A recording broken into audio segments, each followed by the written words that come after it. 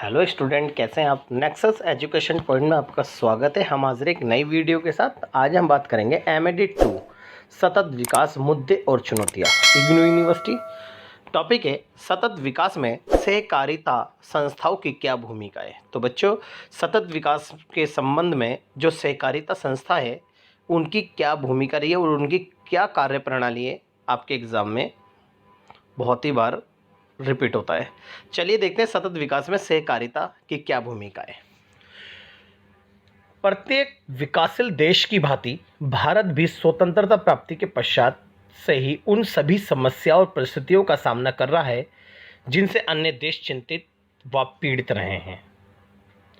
लोगों की आधारभूत आवश्यकताएं जैसे भोजन, स्वास्थ्य, शिक्षा, यातायात आदि की आपूर्ति के कारण घटता जीवन स्तर सतत विकास को पीछे ढकेल देता है। तो बच्चों, आपको पता है जैसा कि भारत लंबे समय से अंग्रेजों का गुलाम रहा है और भारत विभिन्न समस्याओं से भी ग्रस्त रहा है। भारतीय आज़ादी के बाद भारत के सामने सबसे बड़ी समस्या भोजन, स्वास्थ्य, शिक्षा और लोगों के निम्न जीवन स्तर और मृत्यु दर जैसी समस्याएं मौजूद हैं।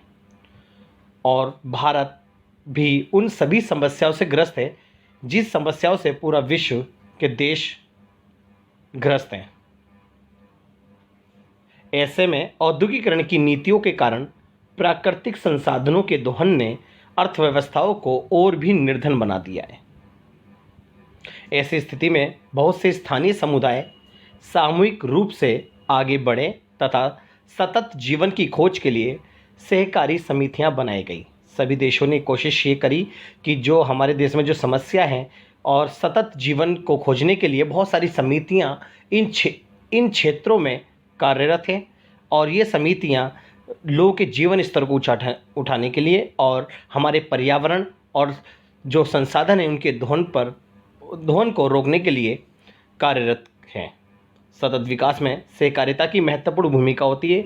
सहकारी समितियों की स्थापना का उद्देश्य स्थानीय सांस्कृतिक संस्थाओं तथा प्रथाओं को पुनर्जीवित करना है, जिसके लिए भागीदारी के दृष्टिकोण से विभिन्न परियोजनाएं बनाई गई हैं। सहकारिता का कार्य भारत में प्राचीन काल से चला आ रहा है। परंपरागत भारत में सहकारी संस्थाओं के 4 रूप थे। जैसे कि भारत के अंदर जो संस्थाएं बनी हैं, सहकारी संस्थाएं, वो कुल, ग्राम, श्रेणी और जाति के आधार पर काम करती है। ये परंपरागत तौर पर सहकारी संस्थाओं के 4 रूप बताए गए थे: कुल, ग्राम, श्रेणी और जाति। चलिए, स्वतंत्रता प्राप्ति के पश्चात भारत में आर्थिक विकास के लिए सहयोग को ही प्रभावशाली तरीका माना गया, क्योंकि स्वतंत्रता प्राप्ति के पश्चात भारत का सबसे बड़ी जो टारगेट था वो था आर्थिक विकास। आर्थिक विकास कैसे किया जाए और इस आर्थिक विकास के लिए कौन सा क्षेत्र यानी कौन सी अर्थव्यवस्था या कौन सा मार्ग सहयोगी है, उस प्रभावशाली तरीके को अपनाया गया। अतः इससे सहकारी आंदोलन का विकास हुआ। सहकारी आंदोलन मतलब है कि सरकार ने सरकारी संस्थाएं स्थापित की। आज भारत के ग्रामीण क्षेत्रों के सतत विकास के लिए प्रसिद्ध तथा सफल सरकारी आंदोलन ऑपरेशन फ्लड के नाम से चल रही है। जैसा कि जब भारत आज़ाद हुआ था उसके बाद हमारे यहाँ पर गुजरात के अंदर एक छोटा सा ऑपरेशन चलाया गया था और वो था दूध से संबंधित।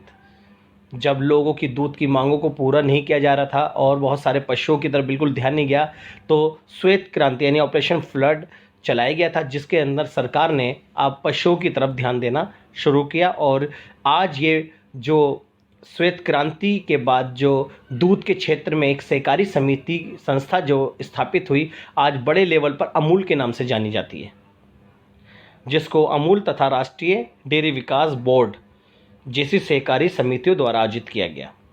भारत का मुख्य सहकारी संघ भारतीय राष्ट्रीय सहकारी संघ है, यानी भारत का मुख्य सहकारी संघ जो है भारतीय राष्ट्रीय सहकारी संघ है, जिससे राज्य एवं राष्ट्रीय स्तर की सभी सहकारी संस्थाएं संबद्ध है।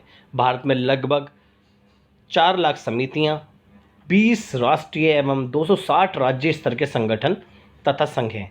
सहकारी समितियों के कार्यों को मुख्य रूप से 2 भागों में विभक्त किया गया है, जैसे कि इनका एक कह रहा है कृषि ऋण सहकारिता और गैर ऋण सहकारिता। कृषि ऋण सहकारिता क्या होता है? कृषि ऋण सहकारिता का उद्देश्य निर्धन किसानों दस्तकारों तथा सीमित साधनों वाले अन्य व्यक्तियों की सहायता करना था। सरकार ने किसानों को वित्तीय सहायता व प्रोत्साहन देने के लिए जिला स्तर पर केंद्रीय सहकारी बैंक तथा राजकीय स्तर पर राजकीय सहकारी बैंक खोले। ये किसानों को उपकरण, बीज तथा उर्वरक खरीदने के लिए ऋण उपलब्ध कराते हैं। दूसरा है गैर कृषि ऋण सहकारिता। गैर कृषि ऋण सहकारिता के अंतर्गत सहकारी बिक्री, आवासीय सहकारिता, दूध उत्पाद सहकारिता तथा उपभोक्ता सहकारिता आदि आते हैं। तो ये दो हमारे सहकारी समिति के कार्यों के मुख्य दो रूप थे। चलिए आगे देखते हैं। पहला है अब बात करेंगे सहकारी संस्थाओं की कार्य प्रणाली। पहला है सहकारी बिक्री। सहकारी बिक्री जो था ये उत्पादकों का एक स्वैच्छिक समूह है तथा उपभोक्ताओं तक माल पहुंचाने का कार्य सामूहिक रूप से करते हैं। इसका उद्देश्य अपने सदस्यों का आर्थिक विकास तथा कल्याण करना इसका मुख्य कार्य है। तो सहकारी समिति जो है उपभोक्ताओं तक माल पहुंचाते हैं और इसके साथ साथ इसका उद्देश्य अपने सदस्यों का आर्थिक विकास करना और उनका कल्याण करना है। तो इनके कार्य क्या है, जैसे कि सहकारी बिक्री जो होते हैं, उत्पाद की बिक्री हेतु नियमित रूप से बाजार की व्यवस्था करना, अपने सदस्यों को ऋण की सुविधा देना, उत्पाद के भंडार एकत्रीकरण एवं वितरण की सुविधा देना, अपने सदस्यों के आर्थिक हितों का संरक्षण करना व उन्हें प्रोत्साहन देना है। दूसरा है उपभोक्ता सहकारिता। उपभोक्ता सहकारिता क्या होती है? ये उपभोक्ताओं का स्वैच्छिक संगठन है। इसके मुख्य कार्य हैं जैसे कि उपभोक्ता सहकारिता जो है उपभोक्ताओं व सदस्यों को सही मूल्य पर उत्तम वस्तुएं उपलब्ध कराना, यानी जो वस्तुएं हैं उसको एक उचित मूल्य दिलाना, निजी व्यापारियों द्वारा उपभोक्ताओं का शोषण न होने देना तथा मूल्यों को स्थिर रखना और अपने सदस्यों के हितों की रक्षा करना उपभोक्ता सहकारिता का कार्य है। नेक्स्ट है औद्योगिक सहकारिता।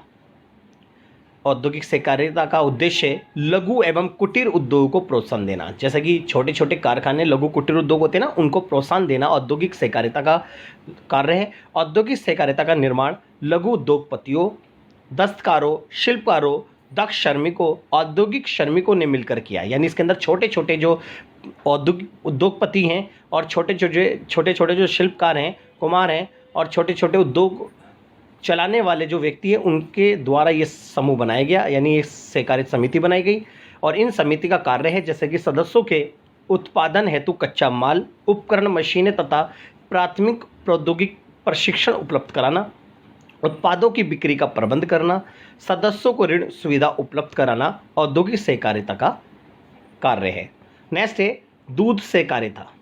आज भारत में दूध उत्पाद सहकारिता प्राथमिकता जिला, राजकीय एवं राष्ट्रीय स्तर संघों के एक नेटवर्क के रूप में कार्य कर रही है, क्योंकि दूध सहकारिता जो है वो क्षेत्रीय, ग्राम, ब्लॉक, जिला, राज्य और राष्ट्रीय स्तर पर बने हुए हैं, जिसमें करीब 60 लाख उत्पाद शामिल हैं।